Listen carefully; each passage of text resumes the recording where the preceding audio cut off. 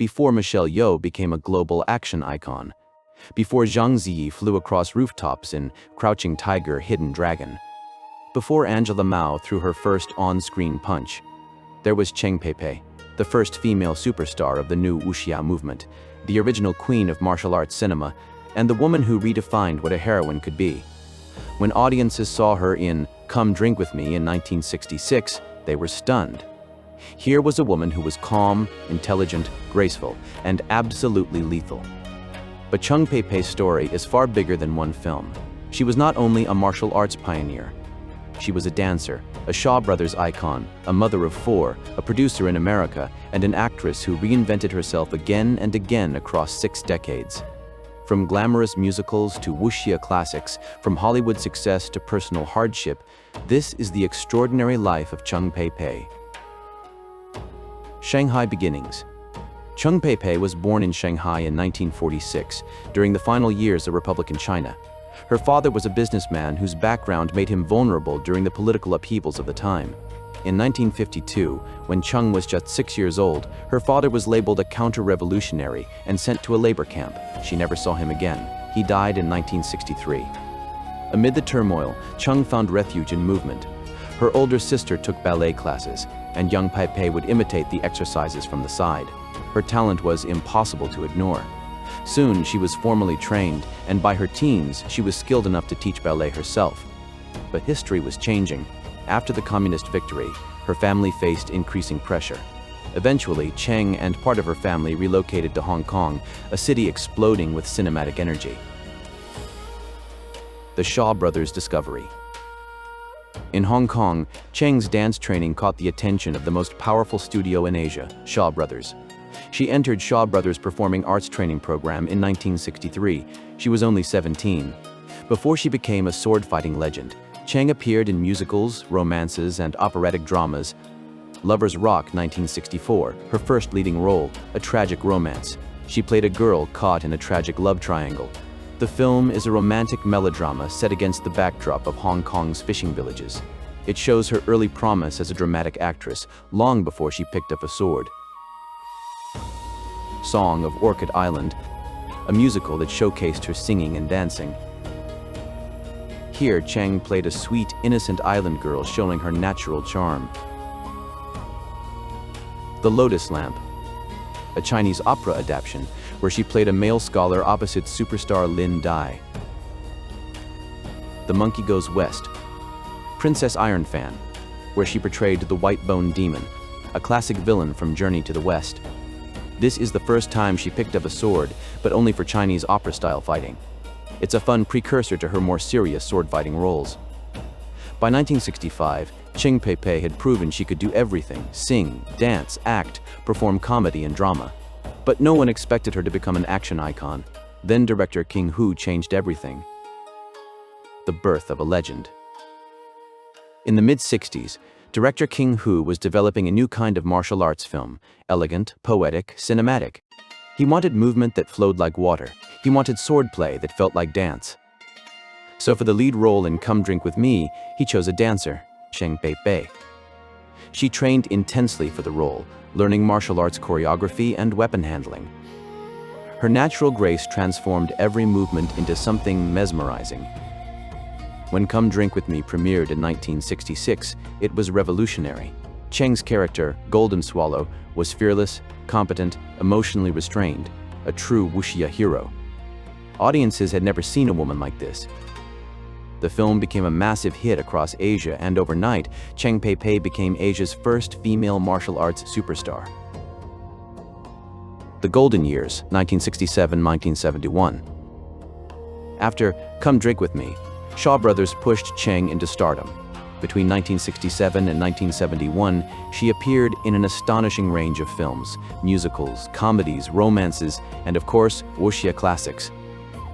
1967, a year of transformation. Hong Kong Nocturne. Singing, dancing, heartbreak. It's a stylish, colorful film that shows her versatility outside the wuxia world. Operation Lipstick. A spy comedy full of glamour and intrigue where she plays a nightclub entertainer and a reformed thief caught up in a fight against a criminal syndicate. It's a fun, fast-paced romp with a touch of Bond-style espionage. pure 60s swing. The Thundering Sword. Cheng plays a fierce young swordswoman caught in a clan conflict. The film features intense sword fights, clan betrayals, and personal drama. Her athletic prowess is on full display in the action sequences. The Dragon Creek. After her father was murdered, a rustic village heroine works with her brother to start a journey of chase and revenge. Dragon Creek is a crime drama with a smidgen of action, but mostly concerned with the story and characters. Blue Skies.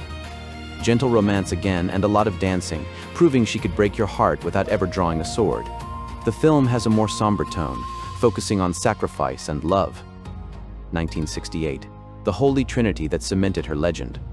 Golden Swallow. The official sequel to Come Drink With Me. Director Cheng Che put her opposite Jimmy Wong Yu. Cheng reprises her role as Golden Swallow. This time, she's caught between two men in a love triangle, while also battling villains. The action is bigger, and her character's emotional depth deepens. That Fiery Girl. Pure firecracker energy. In this Wuxia comedy, she's a mischievous, whip-cracking troublemaker who outsmarts everyone. One of the most purely fun roles of her career. Her energy and comic timing shine in this fun role. The Jade Raksha. She stars as the Jade Raksha, a deadly female assassin. The film is a dark, stylish wuxia where she is on a killing spree as revenge for her family. Cheng's cold, calculating performance is mesmerizing. 1969. 4 more classics in 1 year. Dragon Swamp. Dual role as deadly swordswoman, and 20 years later her daughter. The film mixes fantasy and magic with martial arts. Her fight against giant snakes and quicksand is memorably intense. The Flying Dagger. She is the tragic heroine in one of the most beautiful, melancholic wuxia ever shot. The film is a classic revenge story with a tight plot. A striking visual style laced with tributes to Japanese cinema sets this Cheng Che effort apart from the rest of his late 60s output. Raw Courage. A story of courage against overwhelming odds in the martial world. Here she has to sword fight carrying a baby on her back, the infant heir of the Ming dynasty, entrusted to her safekeeping after the prior emperor has been killed in a traitorous rebellion. The Golden Sword. Cheng is a vagabond and skilled fighter from the beggar clan. She joins a fellow martial artist on his quest to find out what happened to his long-lost father. Another fantasy inspired Shaw Brothers' Wuxia from Lo Wei. 1970, The Heroic Trilogy. Lady of Steel. An orphaned swordswoman joins a gathering of martial artists resisting foreign invaders. There is also a spy who happens to be the murderer of her family. Another revenge story with some quite bloody fights. Fantastic swordplay as always when Cheng Pei-pei is involved. Brothers 5. Cheng plays a woman who reunites her 5 sworn brothers for a mission. The film is a sprawling epic with multiple storylines. Her role as the glue holding the group together is compelling. The idea behind Brothers, throw many of the bigger names in early Shaw Brothers wuxia into one film, Ye Yehua, Lo Lia, Chang Yi, Cao Yuan, and Qin Han, and top it off with Cheng Pei-pei, and you've got an all-star wuxia. The Shadow Whip. This top 10 box office hit reunites the star duo from Come Drink With Me in another classic action-adventure. Cheng Pei-pei radiates her trademark charm while wielding the deadly title weapon. Whether single-handedly fighting 16 bandits or avenging her father's death, she demonstrates why she was Hong Kong's #1 swordswoman. Setting the film in icy winter makes it stand out aesthetically. 1971. The Masterpiece. The Lady Hermit. Her masterpiece and final film with the Shaw Brothers studio. Cheng is the legendary reclusive Lady Hermit, her face hidden behind a veil, training the next generation while carrying unbearable loneliness. The film is a melancholic wuxia about loss and redemption. Her quiet, powerful performance is one of the finest of her career. Shaw Brothers hoped to replace Cheng with newcomer Shishu, who played her first main role in Lady Hermit. Shishu, young and talented, did a good job playing the student of the Lady Hermit, but Cheng Pei-pei was just irreplaceable. A New Life in America. After her contract with Shaw Brothers ended, Cheng married Taiwanese businessman Yuan Wen-tong, moved to the United States, and gradually stepped away from the Hong Kong film industry. She came back to Hong Kong to make 2 more films, but for the rival studio Golden Harvest, None But the Brave 1973. A departure into modern action, the film is another Chinese versus Japanese movie and is set during the early years of the Republic of China. Cheng is a patriotic young woman who goes undercover. Whiplash 1974. In her final film in the 70s, she plays a village girl with combat skills that make her a dangerous opponent. When rumors about a treasure draw a bandit gang to her town, they first have to face her. After making Whiplash, Cheng retired at 28 to raise her family in America, walking away from stardom as one of the most recognizable actresses in Asia. For many fans, she seemed to vanish overnight. In America, she raised 4 children, including actress Michelle Yeoh, and built a new life far from the spotlight. She also founded a Chinese-language television production company, creating programming for immigrant communities. But her personal life was difficult. She endured multiple miscarriages, trying to give her husband a son. Eventually, the marriage ended in divorce, leaving her emotionally and financially shaken, and that crisis brought her back to acting. Reinvention. In the 1980s and 1990s, Cheng returned to the screen, not as a young swordswoman, but as a mature actress with depth and authority. She appeared, mostly in supporting roles, in numerous Hong Kong, Taiwanese, and mainland China films and television dramas, reconnecting with audiences who still remembered her Shaw Brothers glory days. Among the films, Lady Piranha, her comeback film in 1982, Painted Faces with Sammo Hung, A Man Called Hero with Ekin Chung,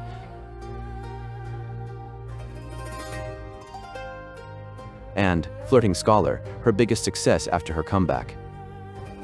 The role in this wild Stephen Chow comedy was a risky move for Cheng at the time.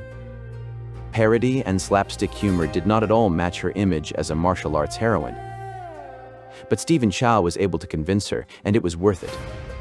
Flirting Scholar was number 2 at the 1993 Hong Kong box office, only outgrossed by Jurassic Park.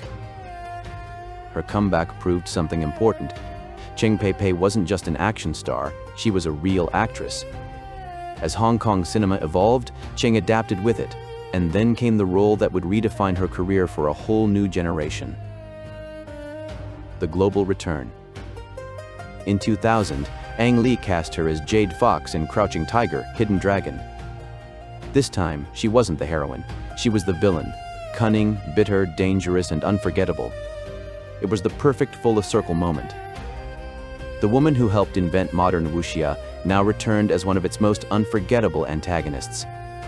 Her performance was praised worldwide. She won Best Supporting Actress at the 20th Hong Kong Film Awards for Jade Fox. A new generation discovered her, and many were shocked to learn that the terrifying Jade Fox had once been the graceful Golden Swallow. Legacy. Cheng continued acting into her later years, appearing in international films and TV dramas. In 2020, she played the matchmaker in Disney's live-action film Mulan. When she passed away in July 2024, the world didn't just lose an actress. It lost the foundation of the female action genre.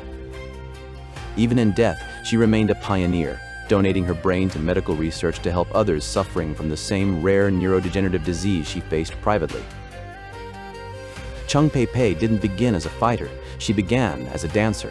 But through elegance, discipline, and charisma, she transformed the image of women in martial arts cinema forever.